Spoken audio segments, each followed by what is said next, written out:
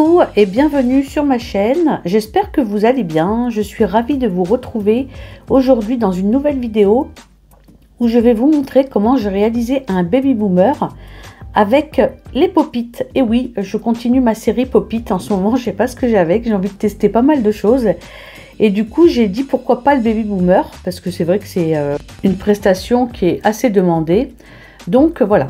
Alors, pour commencer, donc, je vais utiliser mes fameux pop-it que vous connaissez maintenant, qui ont une forme assez, on va dire, stiletto amande russe. Je vais utiliser également le poly acrygel de chez Ongle 24, le nude.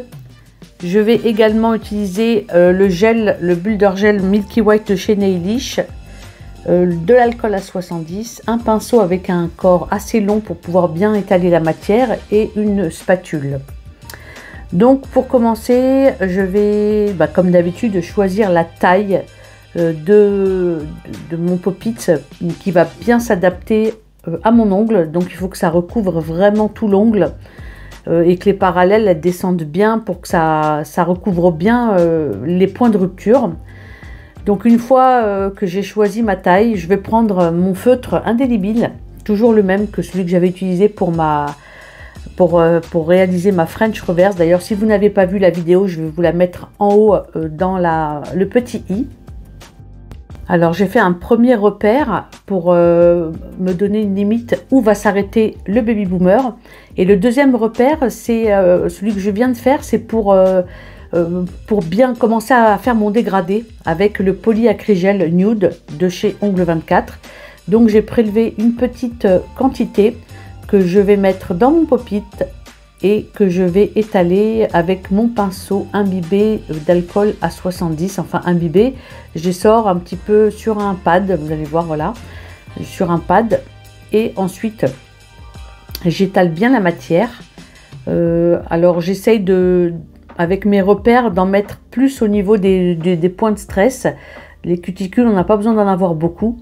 Donc je mets au niveau de mes points de stress et arrivé au premier marquage, je vais commencer mon dégradé.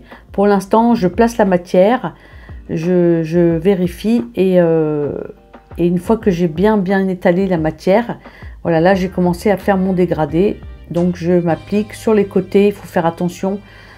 Bon, là j'ai fait mon dégradé, c'était la première fois que je le faisais. La prochaine fois, je commencerai mon dégradé un peu avant pour qu'il y ait plus, pour qu'on voit plus le blanc. Mais bon, ça va, j'en suis, vous verrez, c'est pas, j'en suis quand même, j'en étais quand même contente du résultat. Et donc n'hésitez pas également à retourner le pop-it et à bien voir où vous en êtes quand vous étalez la matière, c'est important pour que vous sachiez un peu ce que vous faites.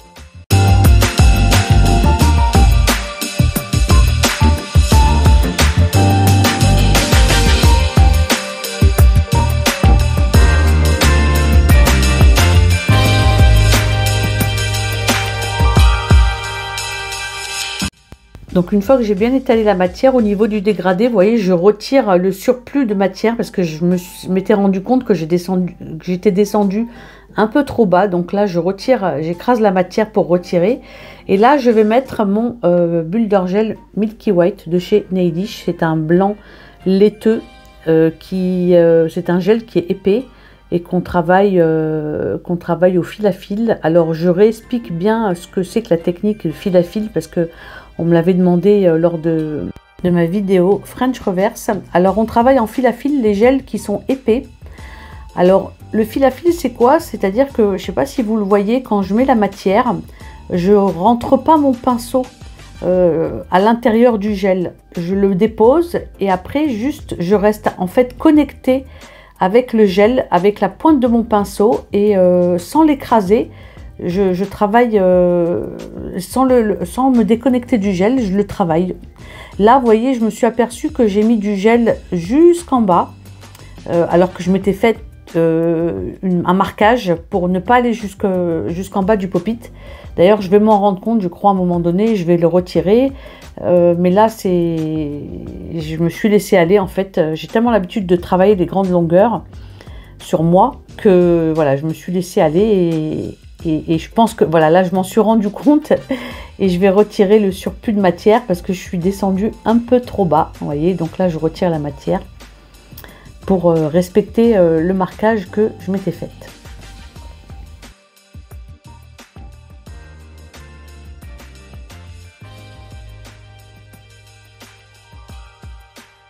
Donc une fois que j'ai mis le nude sans catalyser, j'ai rajouté le blanc pour faire mon dégradé. Et à ce moment-là, je pose mon pop-it sur mon doigt et vous voyez, j'appuie doucement, je vérifie qu'il soit bien positionné pour ne pas qu'il soit tordu, qu'il soit bien droit. Si ça dépasse au niveau des cuticules, alors soit vous pouvez nettoyer avant de catalyser ou bien après avec un embout, vous pourrez toujours le faire, c'est pas perdu. Donc moi là j'ai décidé, vous voyez, de retirer le surplus avant de catalyser avec un pinceau que j'ai imbibé d'alcool à 70. Mais bon, vous pouvez le faire après. Donc je rappuie gentiment, je fais attention et une fois que tout va bien, je mets à catalyser 60 secondes. Ensuite, qu'est-ce que j'ai fait? J'ai pris une pince à pincher et en fait en serrant un petit peu, vous voyez, ça émet une pression sur le pop-it. Et du coup, après, j'ai remarqué que le pop-it, il se décolle un peu plus facilement. Donc, voilà, c'est pour ça que j'ai utilisé la pince à pincher pour me faciliter la tâche, on va dire. Et donc, voilà, je retire le pop-it. Et là, bon, au bout, ça fait des trucs un peu bizarres. C'est parce que comme j'avais été jusqu'au bout et que j'ai retiré la matière, du coup, c'est pas très net. Mais c'est pas grave, on va venir retirer tout ça avec la lime. Donc là, je vais commencer par limer les cuticules, le tour des cuticules. Et donc j'y vais d'abord à la lime pour retirer le plus gros. Bon, il n'y avait pas grand chose, mais voilà, moi j'aime bien commencer par faire le tour des cuticules avec une lime 180. Ensuite, une fois que j'ai fait le tour des cuticules, je vais limer mon bord libre. Là, je l'ai limé droit. Vous voyez, j'ai pas voulu en biseauter, je l'ai voulu en droit. Et là, je vais limer mes parallèles. Donc, je lime la première parallèle bien droite et je vais limer la deuxième parallèle également. Toujours avec ma lime bien droite en dessous les parallèles pour ne pas limer en hauteur, ou bien il faut que ce soit vraiment bien droit.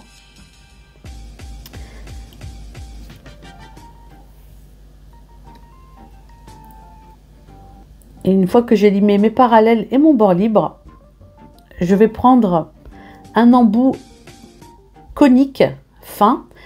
C'est un embout que j'ai de chez Onyx Pro. C'est un embout que j'ai acheté pour les ongles pick-up, vous savez, pour nettoyer bien, dégager le gel qui est en dessous l'ongle, ou bien pour faire le contour de mes cuticules quand je fais une pose en gel.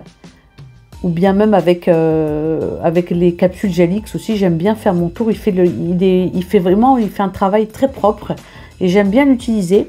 Et après, je reprends ma lime 180 et je vais peaufiner un peu mon ongle. Je vais adoucir au niveau des cuticules, au niveau de mon apex. Pour ne pas que ça fasse une bosse, vous savez, j'aime pas ça, donc je peaufine un peu tout mon ongle pour qu'il soit le plus nickel possible. J'aime bien prendre mon temps, le regarder sous tous ses angles et bien vérifier. Alors faites attention aussi de ne pas trop limer au niveau des points de rupture pour ne pas fragiliser la pose. Donc là, quand vous voyez que je lime sur les côtés, en fait c'est le bord libre, c'est pas mes points de rupture. Et là, je vais m'attaquer à sous l'ongle justement parce qu'avant de catalyser, j'ai encore oublié d'étaler la matière au pinceau. Du coup, c'était trop tard quand j'ai voulu le faire. Alors je vais utiliser cet embout conique. Mais je me suis aperçue que finalement, il n'est pas si bien que ça quand vous avez des poses qui sont assez fines, des formes assez fines, parce que vu qu'il est conique, vous avez vu, le bas est large. Du coup, ça a tendance à toucher les parois, les latérales de l'ongle, et ça peut vous abîmer la pose. Donc, il faut faire très attention. Donc là, je l'utilise comme en... je me mets dans une position que j'évite de toucher les parois pour débarrasser le plus de gel possible. Et ensuite, vous avez vu, j'ai changé d'embout. J'ai pris un embout avec une bague rouge qui est beaucoup plus fin Et avec ça, je vais pouvoir bien continuer à nettoyer le dessous et sur toute la longueur. Je vais affiner mon ongle sans prendre le risque de toucher les parois parce qu'il est fin, vous voyez. Donc, il faut faire très attention aux embouts que vous utilisez. Et donc là, vous voyez, j'y vais progressivement. Je regarde où j'en suis, c'est très important. Vous nettoyez la poussière, vous retirez la poussière, pardon, pour toujours voir où vous en êtes. Vous voyez, vous n'hésitez pas, surtout à bien la nettoyer en dessous l'ongle. Et une fois que je suis satisfaite, que j'ai regardé mon ongle sous tous les angles et que je suis satisfaite, je vais avec mon mesureur, je vais voir l'épaisseur de mon ongle, si je suis dans les clous ou pas. Alors normalement il doit faire 0,8. 0,8 et là, non, là j'étais mal positionnée. Il faisait 0,8 et quelques, ou 0,9, vous voyez. Il était en tout cas moins d'un centimètre. Donc, c'était bon. J'avais tout bon. Il était fin comme il se doit, parce qu'il faut vraiment prendre en compte qu'un ongle naturel fait cette épaisseur-là. Donc, ça ne sert à rien de faire un ongle très épais. Le but, c'est de faire un ongle qui ressemble le plus possible à votre ongle naturel et non pas faire un ongle hyper épais qu'on va remarquer tout de suite, quoi. Donc voilà, il faut faire très attention à ça.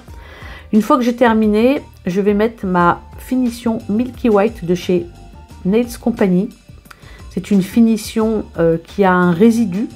Du coup, je vais bien l'étaler et je vais la mettre à catalyser environ 20 secondes. Pour ensuite terminer avec une finition glossy. Car je déteste les finitions, je déteste nettoyer les finitions avec résidus. Je sais pas vous, mais moi c'est pas du tout mon truc.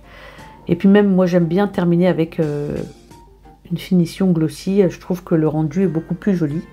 Donc là je m'applique pour bien mettre ma finition pour ne pas déborder. Et une fois que voilà, j'ai terminé, je vais la catalyser une vingtaine de secondes.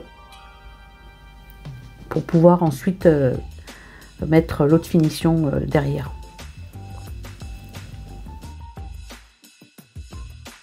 Voilà, donc après catalysation, j'ai 20 secondes. La Milky, j'ai mis la No Wipe de chez Victoria Vin, la No Wipe Gloss, qui est une finition vraiment très brillante. Et qui dans le temps ne se raye pas et la brillance est toujours au rendez-vous, même 3-4 semaines après avoir fait une pause. Elle est incroyable cette finition. Et donc voilà, j'ai mis ma finition. Donc je regarde mon fil de lumière, je joue avec et je catalyse 60 secondes. Pardon, 2 fois 60 secondes. Ensuite, une fois que j'ai sorti de la lampe, j'attends 30 secondes que la finition refroidisse pour pouvoir mettre mon huile à cuticule. Sinon, si vous la mettez tout de suite après, en fait, vous n'aurez pas de brillance. Donc là, je vais utiliser comme d'habitude la Mademoiselle de chez Nails Company, qui est une huile que j'adore car elle sent super bon. Et en plus, c'est une huile qui est sèche, qui reste pas grasse. Car moi, je déteste les huiles qui restent toutes grasses. Et donc celle-là, elle est parfaite et je l'étale toujours pareil avec mon pinceau. Et ensuite, je vais venir avec un pad sec lustrer mon ongle. Je fais toujours les mêmes choses, hein, toujours les mêmes rituels dans toutes mes vidéos, je ferai toujours ça. Et donc voilà, mon ongle, mon baby boomer est terminé. Alors bon, comme je vous l'ai dit, la prochaine fois, je commencerai mon dégradé un peu plus haut pour qu'il y ait un peu plus de blanc, mais ça va dans l'ensemble, je suis contente du résultat.